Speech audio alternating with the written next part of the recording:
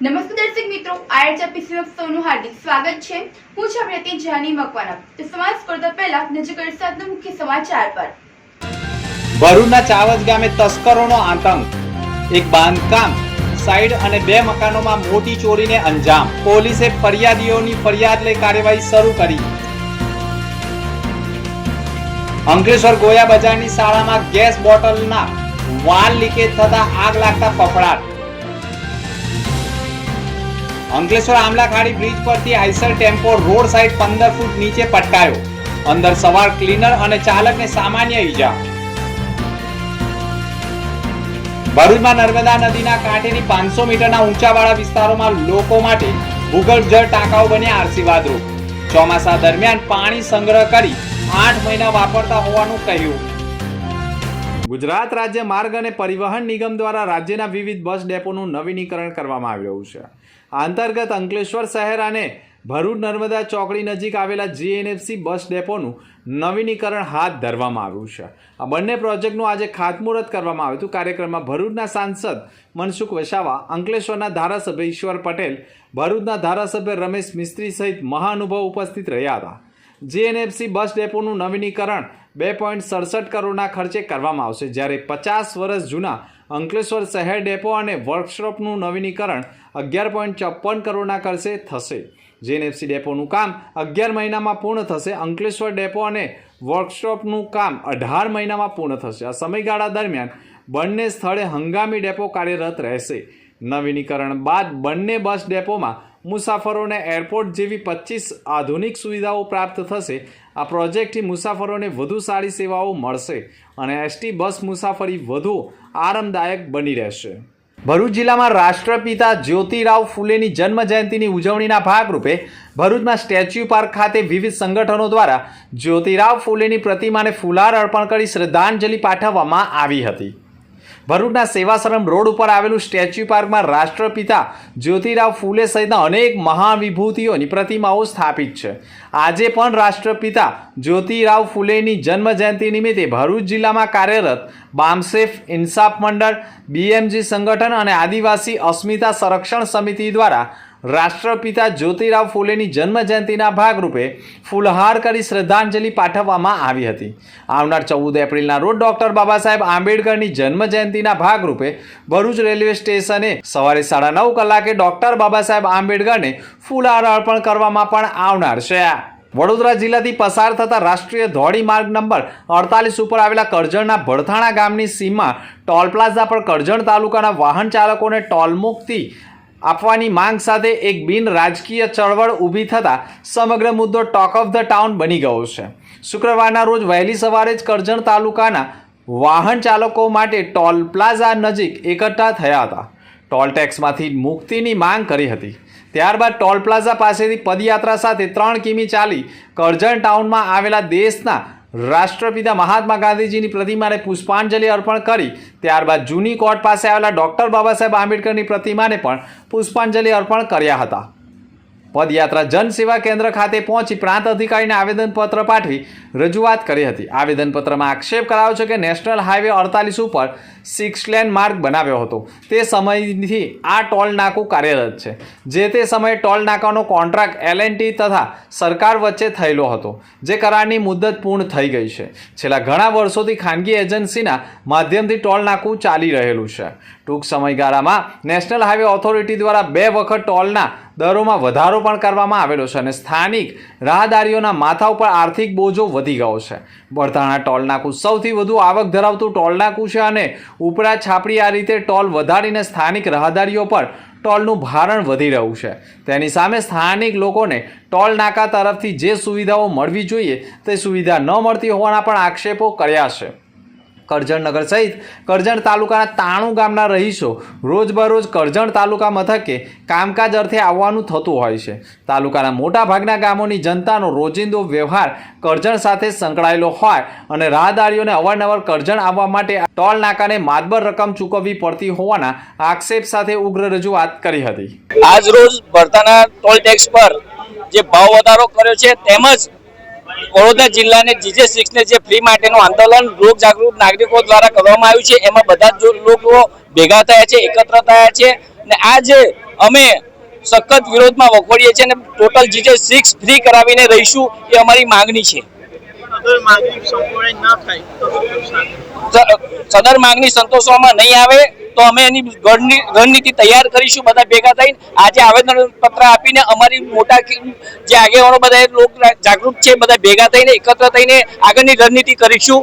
છેવટે અમારે અહીંયા ગમે તેવું આંદોલન કરવાનું થાય તો પણ અમે આંદોલન કરવા તૈયાર છે. ભૂખ હડતાલ પર પણ ઉતરીશું ને જરૂરિયાત પડી તો અમે આત્મવિલોપન કરવા પણ તૈયાર છીએ. અમે ભરૂચ શહેરના ઊંચાઈવાળા વિસ્તારોમાં નગરપાલિકાનું પાણી પહોંચતું જ નથી, જેના કારણે કેટલાય વિસ્તારના લોકો પીવાના પાણી માટે વલખા મારતા હોય છે.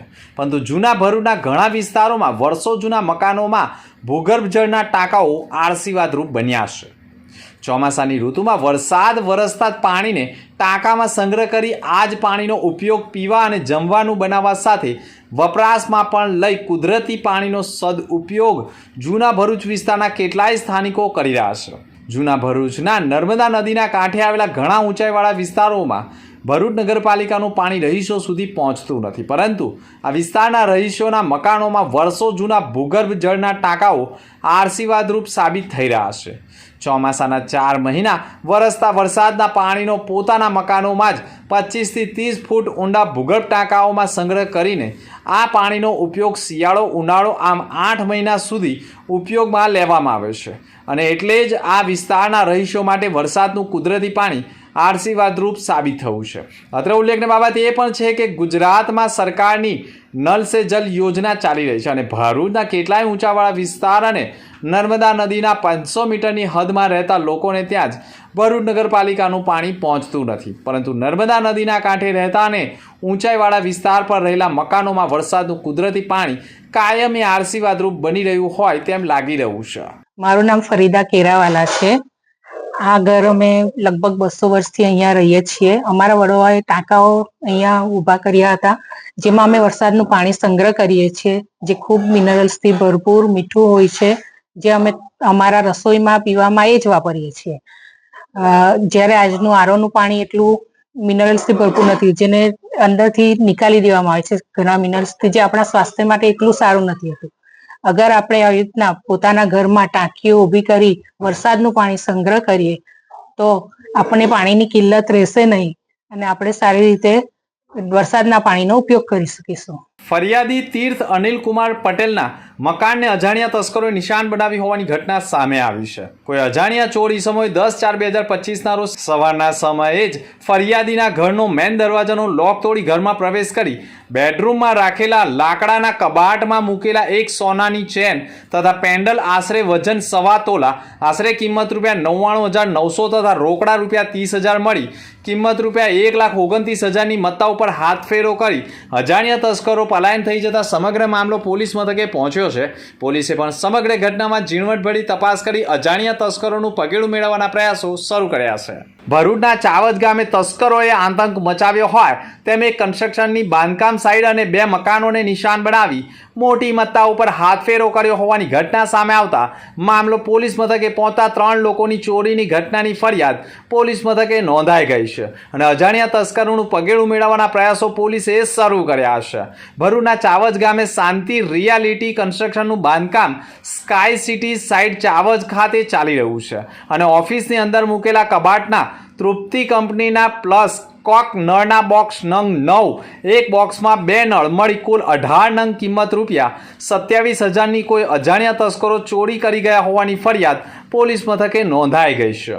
તો નજીકમાં ચાવજ ગામે જ વૃંદાવન વિલા સોસાયટી આવેલી છે, જેમાં પાછળની સાઈડ મકાનની બારી કોઈ સાધન વડે તોડી અજાણ્યા તસ્કરોએ ઘરમાં પ્રવેશી ઇલેક્ટ્રિકના વાયરોના બંડલ નંગ 20 કિંમત ₹1,41,000ની ચોરી કરી હોય.